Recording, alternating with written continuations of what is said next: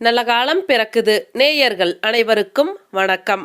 மீனம் ராசிக்காரர்களை பொறுத்தவரை ராசி அதிபதி குரு வருகின்ற மே மாதம் 1ஆம் தேதி நடக்க இருக்கும் குரு பெயர்ச்சியின் மூலம் 3ஆம் இடமான ரிஷபம் ராசிக்கு பெயர்ச்சியாக இருக்கின்றார்.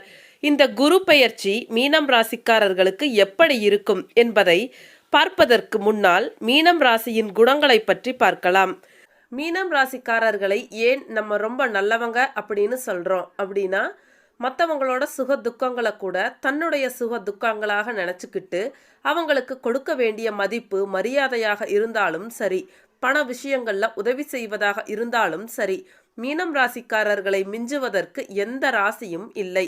மற்ற ராசிக்காரர்கள் உதவி செய்யலாம், ஆனால் மீனம் ராசிக்காரர்கள் எப்படி என்றால், தனக்கு தெரிந்த ஒருவர் உதவி கேட்கின்றார் என்றால் தன்னிடம் பணம் இல்லை என்றாலும் தனக்கு தெரிந்தவர்களிடம் பணம் இருக்கின்றதா என்று போன் செய்து விசாரித்து உடனே அவர்களுக்கு ஏற்ற உதவி செய்து கொடுக்கும் நல்ல உள்ளம் படைத்தவர்கள்தான் மீனம் ராசிக்காரர்கள். இவர்கள் எப்படி என்றால், தானுண்டு தன் வேலை உண்டு என்று இருப்பார்கள். மற்றவர்களுக்கு ஒரு துளி கூட துரோகம் நினைக்காதவர்கள் நம்முடைய மீனம் ராசி அன்பு உள்ளங்கள். சிலரெல்லாம் வந்து பார்த்தீங்கன்னா கூடவே இருந்து சிரிக்க சிரிக்க பேசுவாங்க, பழகுவாங்க, நல்லா பேசிட்டு நம்ம காலையே வாரி விட்டுருவாங்க. பட் மீனம் ராசிக்காரர்களை நீங்கள் 100% தாராளமாக நம்பலாம். எந்த சூழ்நிலையிலும் தன் நிலை மாறாதவர்கள் இவர்கள். எக்காரணத்தை கொண்டும் மற்றவர்களுக்கு துளி கூட துரோகம் நினைக்காதவர்கள். இவர்களிடம் நண்பர்களாக இருந்தோம் அப்படின்னா நாம் மிகவும் அதிர்ஷ்டசாலிகள் என்று நினைத்து கொள்ளலாம். அந்த அளவிற்கு இவர்களிடமிருந்து ஆலோசனைகளாக இருந்தாலும் சரி, உதவிகளாக இருந்தாலும் சரி கிடைக்கும். இவங்க ரொம்ப சென்டிமெண்ட்டான பர்சனாக தான் இருப்பாங்க. இந்த சென்டிமெண்ட்டை யூஸ் பண்ணி நிறைய பேர் இவங்களை ஏமாற்றவும் செய்யறாங்க. அப்படி ஏமாந்து இவர்கள் அடிமட்டத்திற்கு சென்று மறுபடியும் அதிலிருந்து எழுந்து வருவதற்கு கொஞ்சம் காலம் எடுக்கும். நான் உங்களுக்கு ஒன்று சொல்லிக்க விரும்புகிறேன். நீங்கள் கல்லூரி பருவத்திலோ அல்லது திருமணத்திற்கு முன்பு இருக்கின்றீர்கள் என்றால் தயவு செய்து மற்றவர்கள் மீது அளவு கடந்த அன்பை வைத்து விடாதீர்கள். அதன் பிறகு ஏண்டா அன்பு வைத்தோம் என்று நீங்களே வருத்தப்படும் அளவிற்கு உங்களை ஆளாக்கி விடுவார்கள். உதாரணமாக, நீங்கள் ஒரு பெண் மீது அன்பு செலுத்துகின்றீர்கள் என்றால் அந்த பெண் ஆரம்பத்தில் உங்களிடம் நன்றாக பழகுவாள். அவள் அன்பையும் வாங்கிக் கொள்வாள். நீங்கள் எவ்வளவு செலவு செய்ய வேண்டுமோ அவ்வளவு செலவு செய்வீர்கள். அனைத்தையும் அந்த பெண் தாராளமாக ஏற்றுக்கொள்வாள். ஒரு கட்டத்தில் உங்களால் செலவு செய்ய முடியவில்லை, என்னிடம் பணம் இல்லை என்பதை தெரிந்து அந்த பெண் உங்களை தூக்கி எறிந்து செல்லவும் தயங்க மாட்டாள்.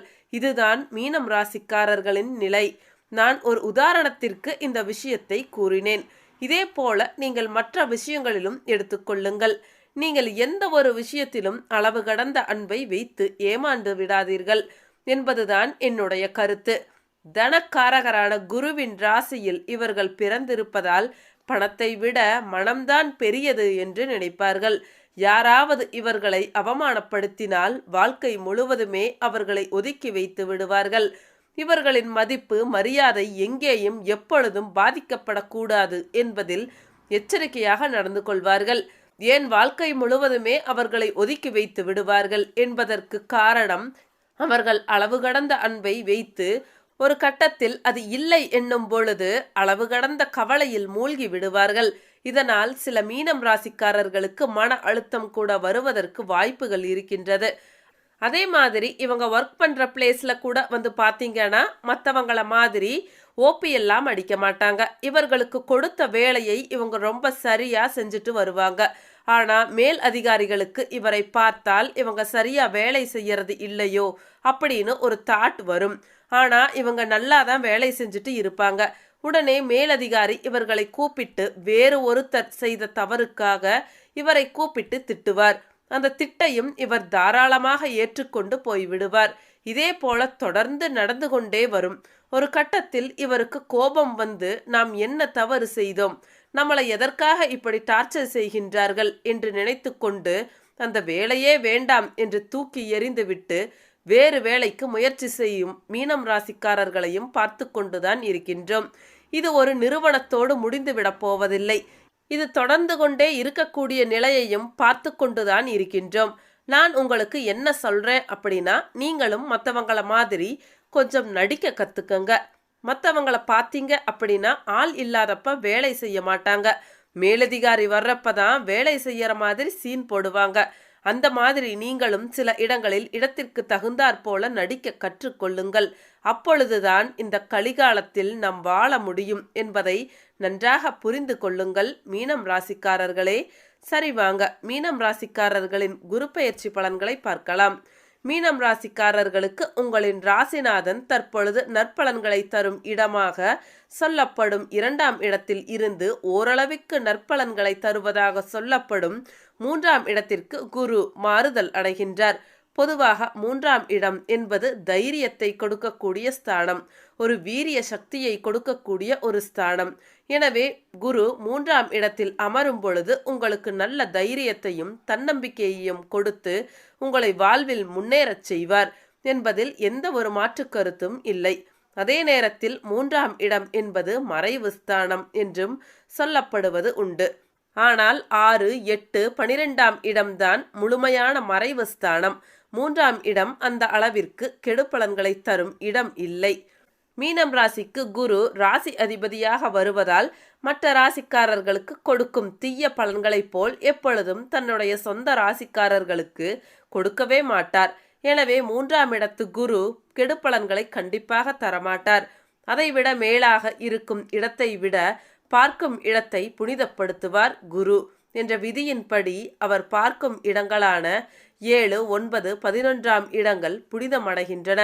எனவே இதுவரை மீனம் ராசியில் பிறந்து நிம்மதியற்ற தொழிலில் இருப்பவர்களும் முன்னேற்றம் இல்லாத வேளையில் உள்ளவர்களும் இந்த குரு பெயர்ச்சியின் மூலம் வரும் மே மாதத்திலிருந்து வேலை, தொழில், வியாபாரம் போன்ற ஜீவன அமைப்புகளில் முன்னேற்றங்களை காண்பீர்கள்.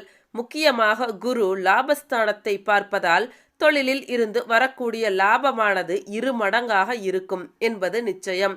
தொழில் விஷயங்களில் விரிவாக்கங்கள், புதிய முயற்சிகள் போன்றவற்றை செய்வதற்கு யோசித்து தயங்கிக் கொண்டிருந்தவர்கள் இனிமேல் தாராளமாக புதிய முயற்சிகளை தொடங்கலாம்.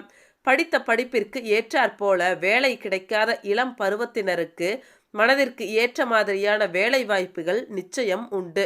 ஆனால் அதே நேரத்தில் விரயத்தில் சனி இருப்பதால் வீண் செலவுகளையும் விரயங்களையும் தருகின்ற ஒரு நிலை என்பதாலும் செலவுகள் விஷயத்தில் இந்த வருடம் நீங்கள் கவனமுடன் இருந்தாக வேண்டியது இருக்கும்.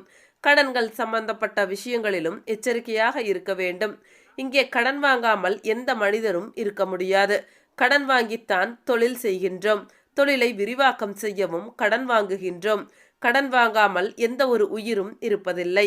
அதே நேரத்தில் வாங்குகின்ற கடன் நல்ல வழியில் செலவாகின்றதா அல்லது கெட்ட வழியில் செலவாகின்றதா என்பதுதான் நமக்குள்ள பிரச்சனையாக இருக்கும். குரு ஒரு இயற்கை சுப கிரகம் என்பதாலும் அவர் 3ஆம் இடத்தில் ரிஷப வீட்டில் சுபமாக அமர்ந்திருப்பதாலும் இம்முறை மீனம் ராசிக்காரர்களுக்கு சுப கடன்களை மட்டுமே தருவார் என்பது உறுதி. மருத்துவ செலவு போன்ற தேவையில்லாத கடன்களை குரு ஒருபொழுதும் தருவதில்லை. ஆகவே 3ஆம் இடத்தில் வருகின்ற குருவை பார்த்து பயப்பட வேண்டிய அவசியமில்லை. அடுத்து குரு தன்னுடைய 7ஆம் வீட்டை பார்ப்பார் என்பதால் இம்முறை மீனம் ராசியினர் வீட்டில் திருமணம், வீடு கட்டுதல் போன்ற சுப செலவினங்களும் அதற்கு ஏற்றாற்போல சுப கடன்கள் வாங்கும் நிலைமையும் இருக்கும். இதுவரை வீடு இல்லாதவர்கள் கடன் வாங்கி வீடு கட்டவோ அல்லது ஹவுசிங் லோன் போட்டு பிளாட் வாங்குவது போன்ற நற்பலன்கள் இருக்கும். சிலருக்கு வாகன கடன்கள் ஏற்படலாம். நல்லவைகளை வாங்க தூண்டும் கிரகமான குரு இம்முறை உங்களை நல்ல செலவு செய்ய வைப்பார். பட் என்னதான் குரு செலவுகளை கொடுத்தாலும் லாபஸ்தானத்தை பார்ப்பதாலும் பாக்கியஸ்தானத்தை பார்ப்பதாலும் அந்த செலவுகளை செய்ய தகுந்த வருமானத்தையும் கொடுப்பார் என்றே கூறலாம். குரு பெயர்ச்சிக்கு பிறகு பொருளாதார நிலைமை நன்கு மேம்படும். தொழில், வேலை அமைப்புகளில் நல்ல லாபங்கள் கிடைக்கும்.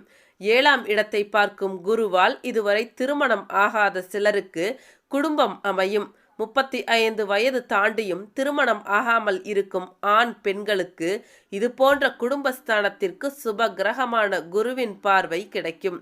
அப்பொழுது திருமணம் அமைப்பு கூடி வரும் என்பதால் இம்முறை திருமணத்திற்கு தாமதமானவர்களுக்கு கண்டிப்பாக திருமணம் நடைபெறும். உங்களில் நடுத்தர வயதை எட்டுபவர்கள் மருத்துவ பரிசோதனைகள் செய்து கொள்ள வேண்டியதும் அவசியம்.